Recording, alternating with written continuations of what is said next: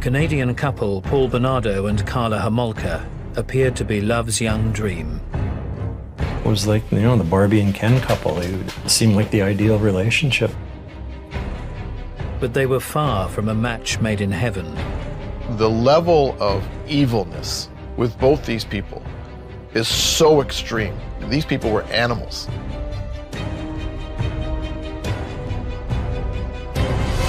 Were Bernardo and Holmolka born to kill?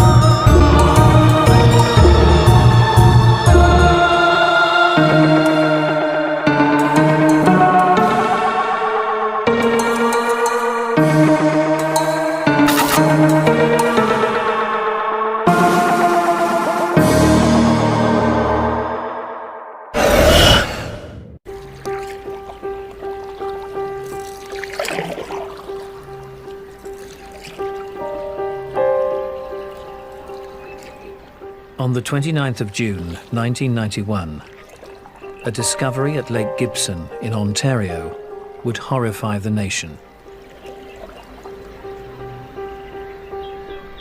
It would be a sickening chapter in a story that had begun 2 weeks earlier with the disappearance of a 14-year-old schoolgirl. Leslie Mahaffey was a typical teenage girl, beautiful girl in every respect. Went to school, came from a good family, had good values, and was sweet and kind and generous. A really, great kid who had her whole life in front of her. On the 15th of June, Leslie had gone out with friends. She was living at home with her mother and stepfather in Burlington, in a very nice middle-class neighborhood, and had been told that if you're out with your friends and you miss your curfew, you'll be locked out of the house. A little bit of tough love going on. Leslie Mahaffey, a friend had died, and all the very popular friend at the school, and so everybody was sort of mourning the death, and she got home a little late. The door was locked. She realized that she had forgotten her key. On all other occasions where she has forgotten her key, fortunately rare, she would ring the doorbell, knock on the door, Mom and Dad would answer the door, and she'd have to account for, missing her curfew. For reasons that are rather inexplicable, she chose not to do that. Shortly thereafter, it became very clear that something was terribly wrong. A search began for the missing schoolgirl, but her disappearance baffled detectives. When Leslie Mahaffey disappeared from her home in Burlington, the news absolutely shocked, not just, obviously, those living in the neighborhood, but Canadians in general. 14 days later, a canoeist on nearby Lake Gibson would discover the appalling answer to Leslie's whereabouts. But for one young couple, the 29th of June would be a far different experience.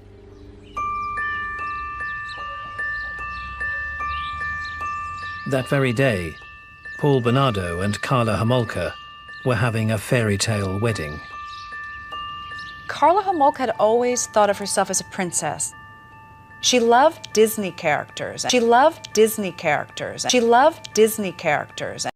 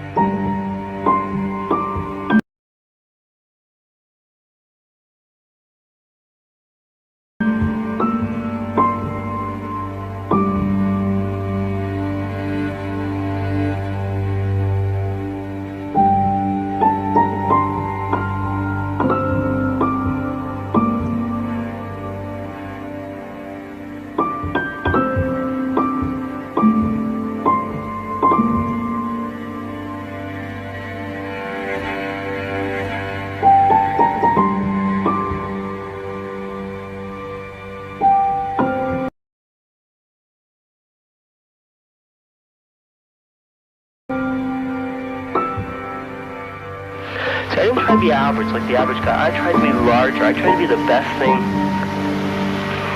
that there ever was. Maybe because I needed love. Maybe, I don't know why. I just really tried to be the best for everybody. I wanted to be the world.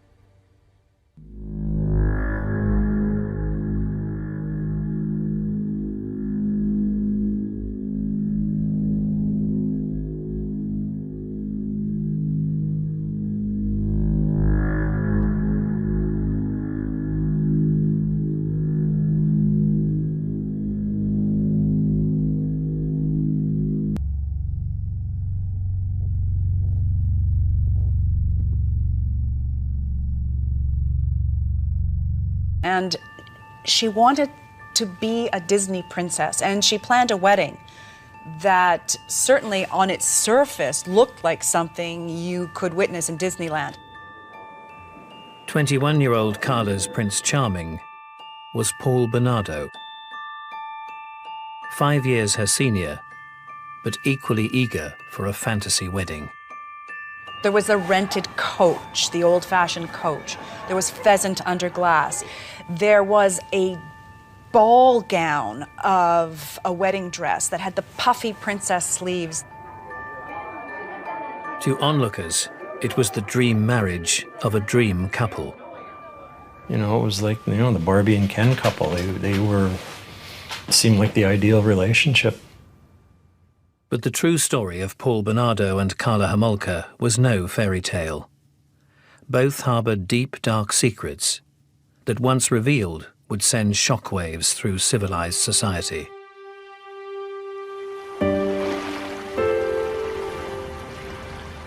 Karla Holmolka's childhood has always been presented to us as more than average, average plus. She grew up in a small town. She had a mother and father whose marriage stayed intact.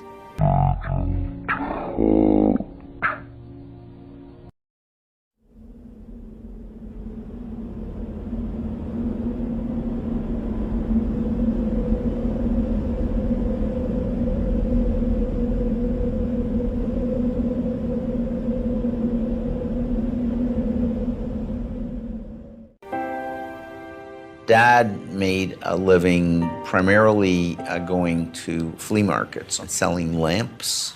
Mom was some sort of administrative assistant at the hospital in St. Catharines. They had 3 daughters. They were well liked in the community. The Holmolka family, it was like they had a swimming pool, so it was a gathering place for everybody. So she wasn't like, you know, an only child or someone who didn't have a family. So she had a solid background. She was the oldest girl, blonde, blue-eyed, pretty, vivacious, spent a lot of time as a child playing Barbie dolls, but wasn't at all shy or weak.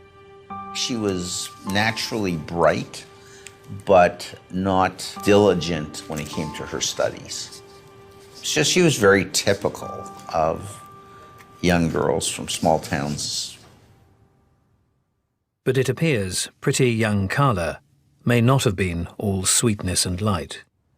As Karla grew up, and I guess became the rambunctious teenager that many of us did, she went from being the very popular, blonde, always had a date, or at least a couple of guys who wished they had a date with her, to a darker phase.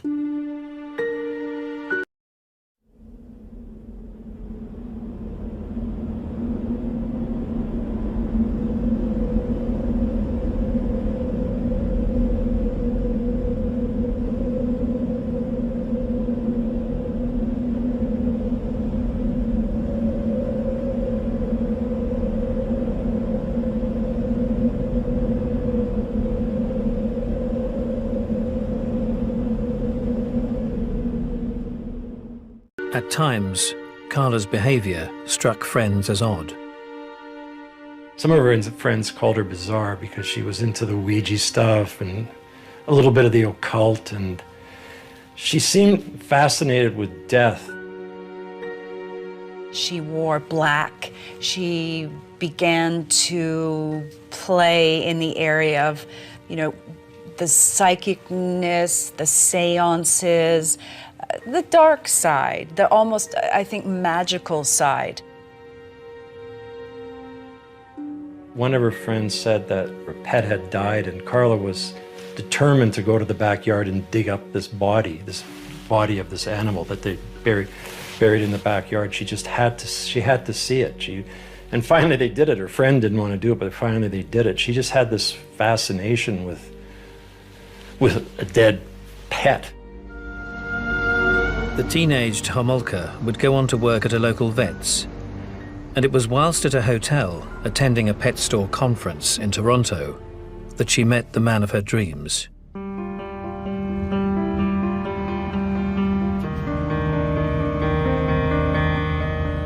When she met Paul, it was like lust at first sight. Taking coffee in the hotel lounge, 17-year-old Karla was approached by 23-year-old trainee accountant Paul Bernardo.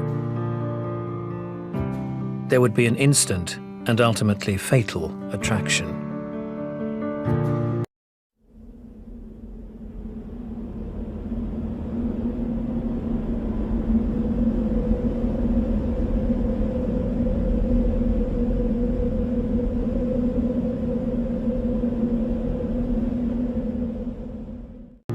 It was a chance meeting, but to a certain extent it was precisely what Karla Holmolka wanted. She was part of a high school club that prized the idea of getting married to someone wealthy, someone slightly older, and getting a big diamond engagement ring. So this was already her mindset. She could have had other guys, so she wasn't desperate.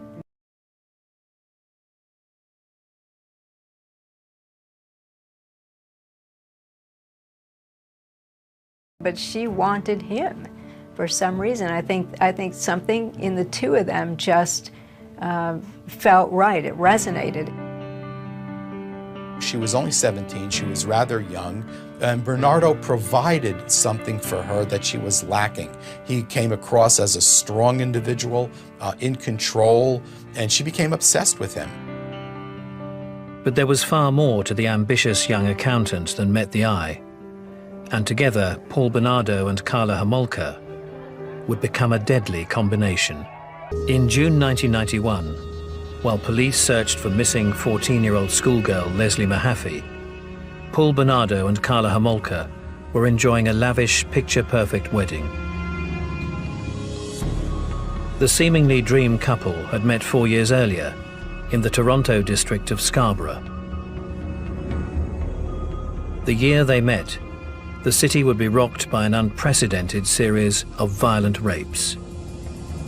The sexual assaults were the most brutal that I'd ever seen in my career at that time, and I served for 31 years on the Toronto Police Service. The mystery attacker would become known as the Scarborough Rapist. There never was before and never was since such a string of attacks like that. People were scared stiff for a very long time. The terror would begin in 1987.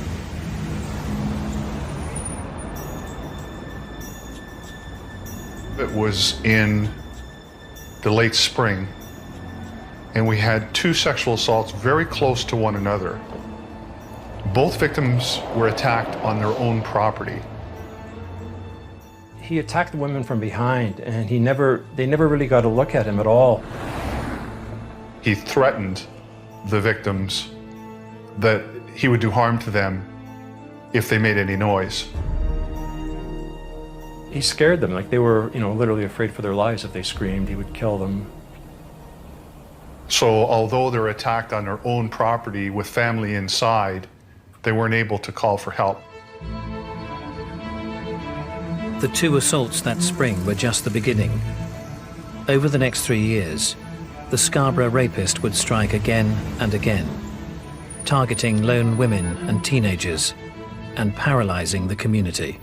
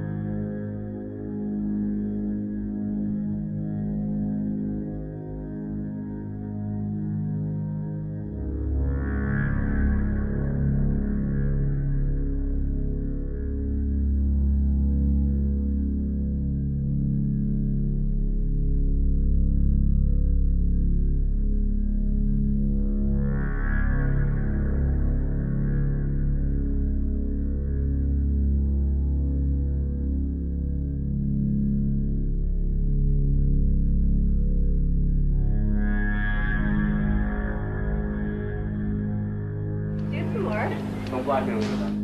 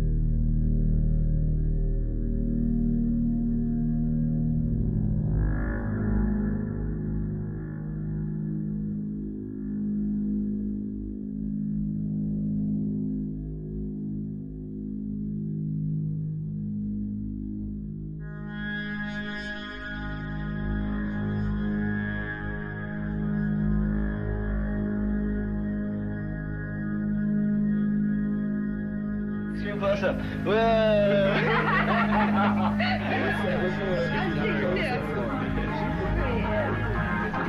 He has sex with little girls. Sorry. He has sex with little girls. Sorry. He has sex with little girls. Sorry. Several women were taking buses home at late at night, and if you were a car following, it was easy to spot if there was a lone woman on the bus.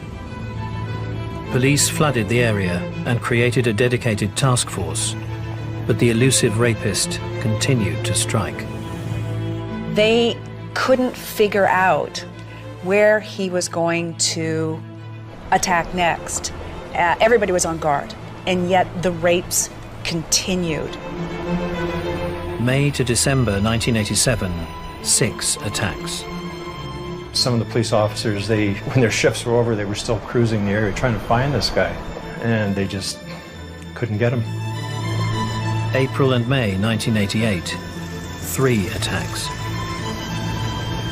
As he continued, he escalated in his violence. And some of the violence towards these victims was unspeakable. October to December 1988, 4 attacks. He would do awful things like gather up stones and sticks and insert them into the woman who had just been raped. June 89 to May 1990, 5 more attacks. He took some of their belongings with them, which left them feeling more unsafe than they were in the first place.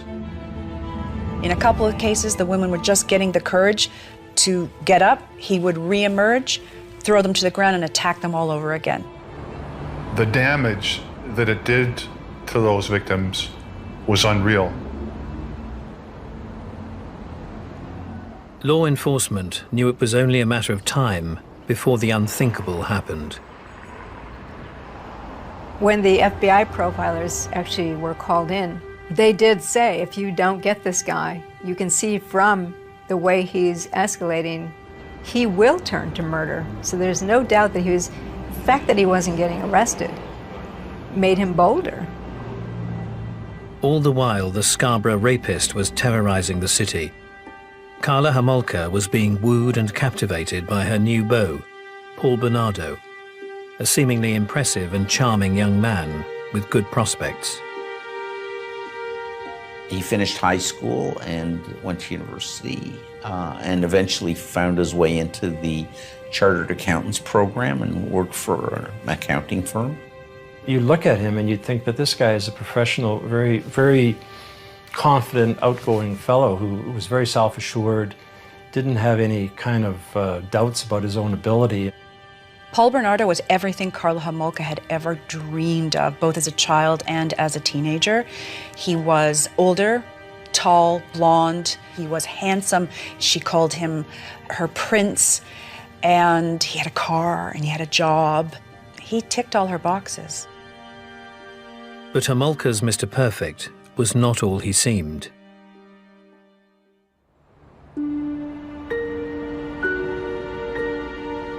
Paul Bernardo was born in 1964, a Scarborough native.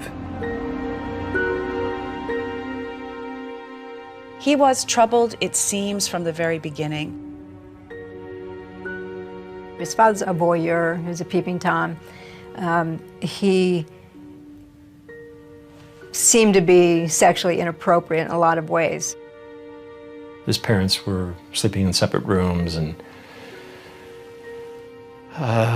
it was just a very unsettled life that he had at home. Despite the family turmoil, on the surface the young Bernardo seemed well adjusted, joining the Boy Scouts and later becoming a summer camp counselor. He was fairly athletic. He was a lifeguard when he was younger. He also took karate lessons, and very good looking, and he could get any girl he wanted, and he wasn't shy on ego at all. When Bernardo was 16 years old, his mother dropped a bombshell. The man he believed to be his biological father was not. Paul Bernardo had been the result of an extramarital affair. When Bernardo found out that he was a result of an extramarital relationship, he became rather angry. He became angry at his mother. She had referred to him as a bastard child. And I know that they had screaming matches, there's no question about that at all. It wasn't a great family relationship. I don't think he identified with his stepfather very much. I think he really hated him.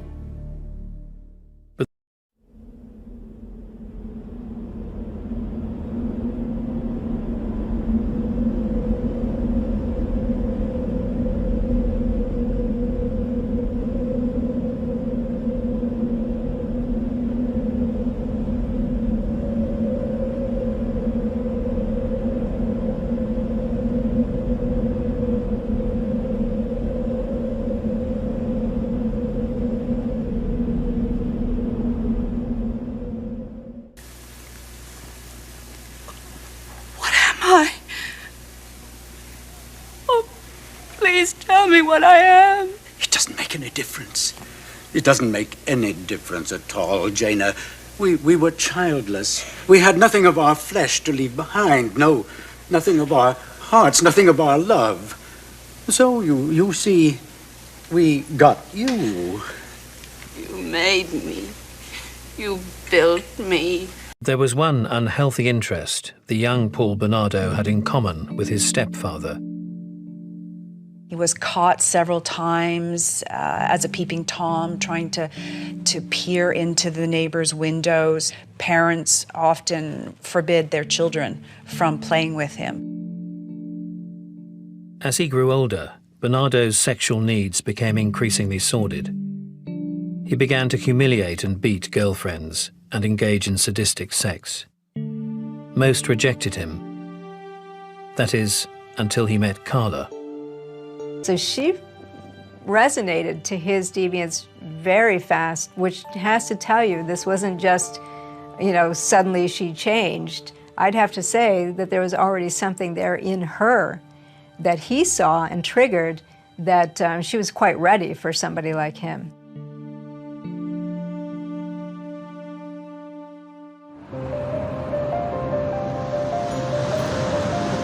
In 1990, after 3 years of terror for the city of Toronto, police got a break in their search for the Scarborough rapist.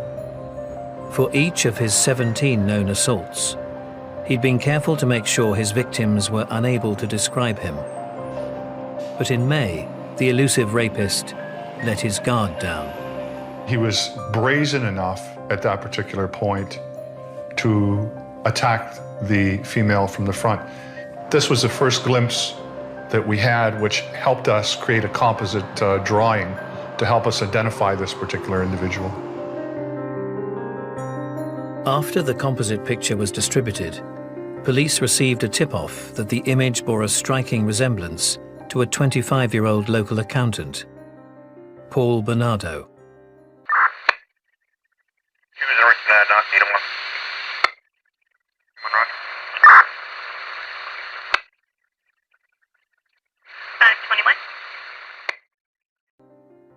Detective John Munro called Bernardo to the police station for questioning.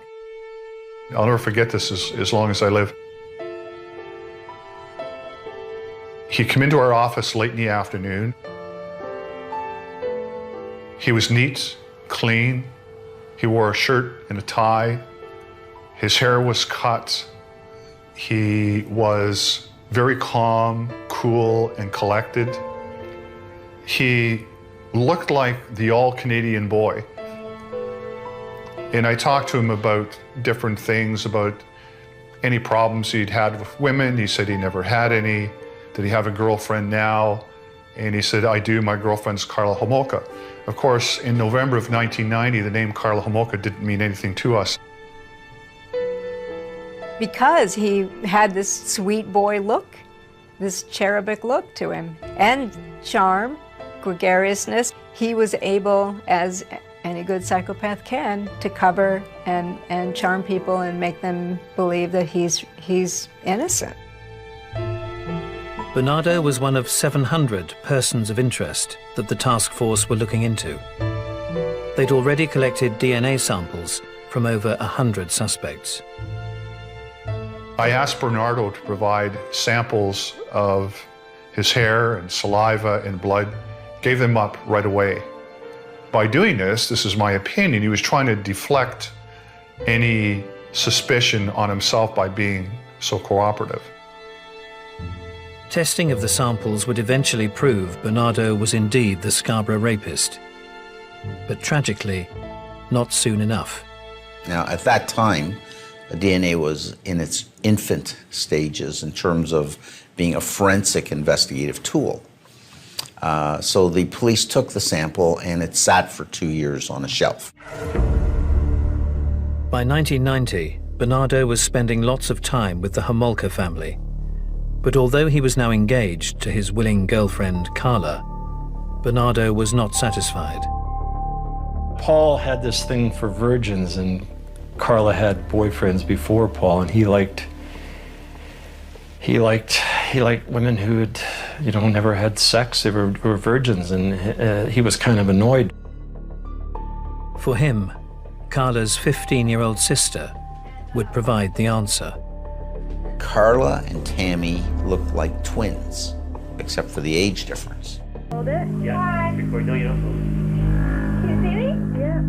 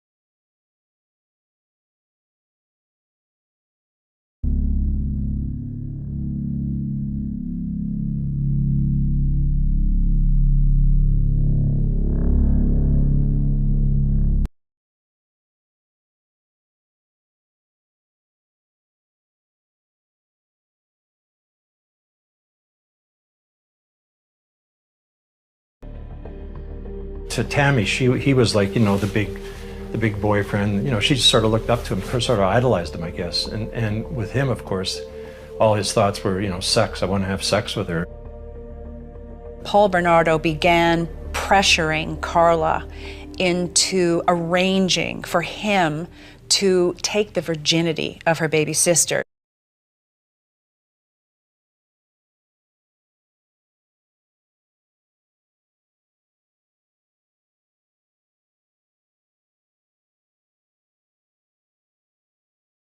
And the most bizarre thing, and still impossible to comprehend, is that Karla did that. 6 months before their planned wedding, Karla Holmolka decided to gift her younger sister's virginity to her boyfriend for Christmas. The problem was that Karla was afraid that Tammy would tell. Karla stole anesthetic from the vet's clinic where she worked. And the idea was to put Tammy under and then have a sexually assault her.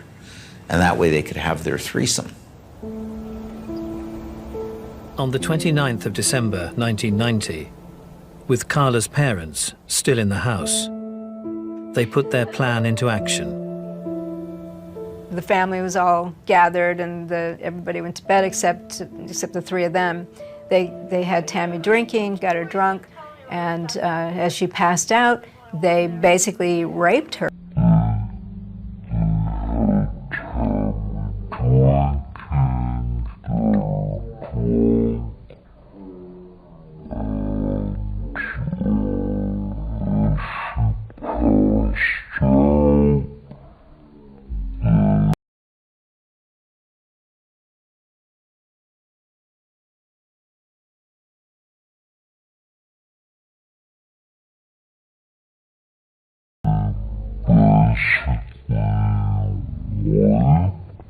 Hold it. Yeah. Hi. Record. No, you don't hold it. Can you see me? Yeah.